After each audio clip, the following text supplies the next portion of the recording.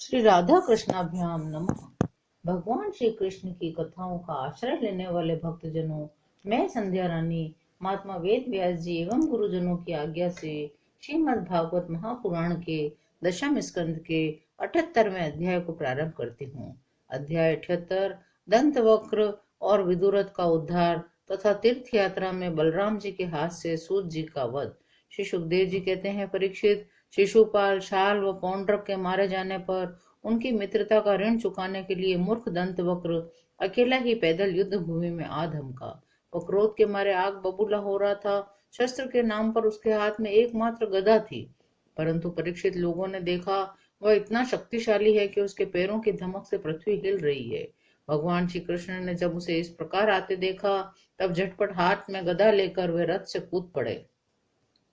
घमंड के नशे में चूर करुष नरेश दंतवक्र ने गदा तानकर भगवान श्री कृष्ण से कहा, बड़े सौभाग्य और आनंद की बात है कि आज तुम मेरी आंखों के सामने पड़ गए।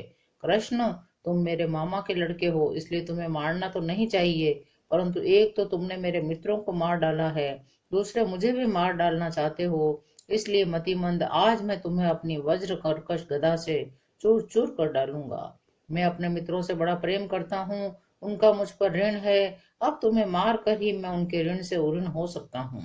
दंत वक्र ने अपनी कड़वी बातों से श्री कृष्ण को चोट पहुंचाने की चेष्टा की, फिर उनके सिर पर बड़े वेग से गदा मारकर सिंह के समान गरज उठा। रणभूमि में गदा की चोट खाकर भी भगवान श्री कृष्ण टस से मस नहीं हुए। उन्होंने अपनी बहुत बड़ी कौमुदगी गदा संभाल कर उससे दंत वक्र के वक्ष स्थल पर प्रहार किया।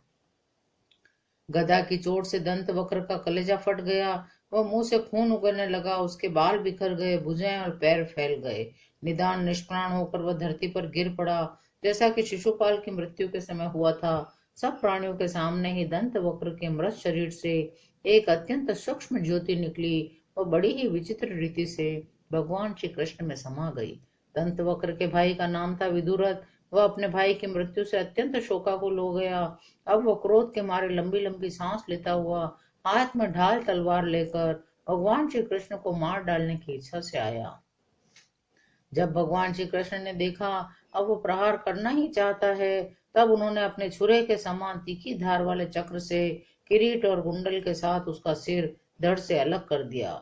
इस प्रकार भगवान श्री कृष्ण ने शाल, उसके विमान, सौभ, दंत वक्र, विदुरथ को, जिन्हें मारना दूसरों के लिए अशक्य था, मारकर द्वारिकापुरी में प्रवेश किया। भगवान के प्रवेश के अवसर पर पुरी खूब सजा दी गई थी। बड़े बड़े वृष्णिवंशी यादव वीर उनके पीछे पीछे चल रहे थे। योगेश्वर एवं जगदीश्वर भगवान श्री कृष्ण इसी प्रकार अनेकों खेल खेलते रहते हैं। एक बार बलराम जी ने सुना कि दुर्योधन आदि कौरव पांडवों के साथ युद्ध करने की तैयारी कर रहे हैं। वे मध्यस्थ थे, उन्हें किसी का पक्ष लेकर लड़ना पसंद नहीं था, इसलिए वे तीर्थों में स्नान करने के बहाने द्वारका से चले गए। वहां से चलकर उन्होंने प्रभास क्षेत्र में स्नान किया। तर्पण तथा ब्राह्मण भोजन के द्वारा देवता, ऋषि, पितर और मनुष्यों को तृप्त किया। इसके बाद यमुना तट और गंगा तट के प्रधान प्रधान तीर्थों में होते हुए वे नैमिषारण्य क्षेत्र में गए। उन दिनों नैमिषारण्य क्षेत्र में बड़े बड़े ऋषि सत्संग रूप महान सत्र कर रहे थे। दीर्घ काल तक सत्संग सत्र का नियम लेकर बैठे हुए ऋषियों ने बलराम जी को आया देखकर अपने अपने आसनों से उठकर उनका स्वागत सत्कार किया। यथा योग्य प्रणाम आशीर्वाद करके उनकी पूजा की। अपने साथियों के साथ जब वे आसन ग्रहण करके बैठ गए, उनकी अर्चा पूजा हो चुकी, तब उन्होंने देखा कि भगवान व्यास के शिष्य रोमहर्षण व्यास गद्दी पर बैठे हुए हैं। बलराम जी ने देखा कि रोमहर्षण सूत जाति में उत्पन्न होने पर भी उन श्रेष्ठ ब्राह्मणों से ऊंचे आसन पर बैठे हुए हैं। उनके आने पर न तो उठकर स्वागत करते हैं, न हाथ जोड़कर प्रणाम करते हैं। इस पर बलराम जी को क्रोध आ गया। वे कहने लगे, ये रोमहर्षण प्रतिलोम जाति का होने पर भी इन श्रेष्ठ ब्राह्मणों से तथा धर्म के रक्षक हम लोगों से ऊपर बैठा हुआ है, इसलिए ये दुर्बुद्धि मृत्यु दंड का पात्र है। यह विनय नहीं, उद्दंड है। भगवान बलराम यद्यपि तीर्थ यात्रा के कारण दुष्टों के वध से भी अलग हो गए थे, फिर भी इतना कहकर उन्होंने अपने हाथ में स्थित कुश की नोक से उन पर प्रहार कर दिया। वे तुरंत मर गए। होनहारी ऐसी थी, सूत जी के मरते ही सब ऋषि मुनि हाय हाय करने लगे। सबके चित्त खिन्न हो गए।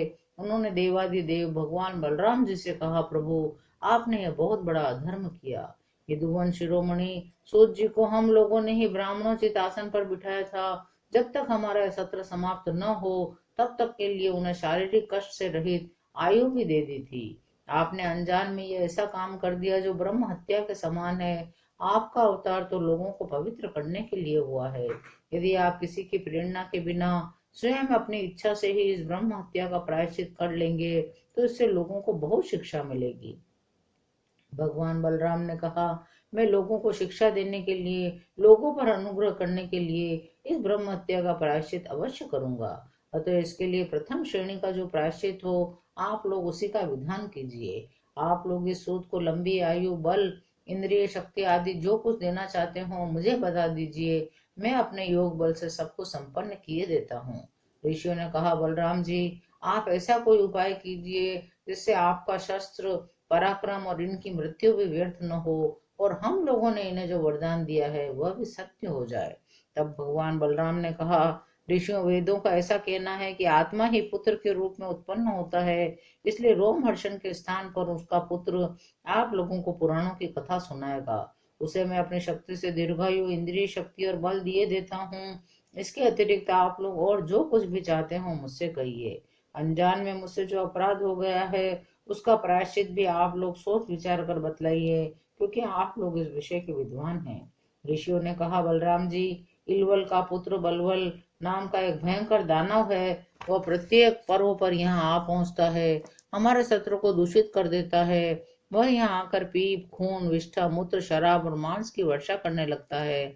आप उस पापी को मार डालिए, हम लोगों की ये बहुत बड़ी सेवा होगी। इसके बाद आप एकाग्र चित्त से तीर्थों में स्नान करते हुए 12 महीनों तक भारतवर्ष की परिक्रमा करते हुए विचरण कीजिए।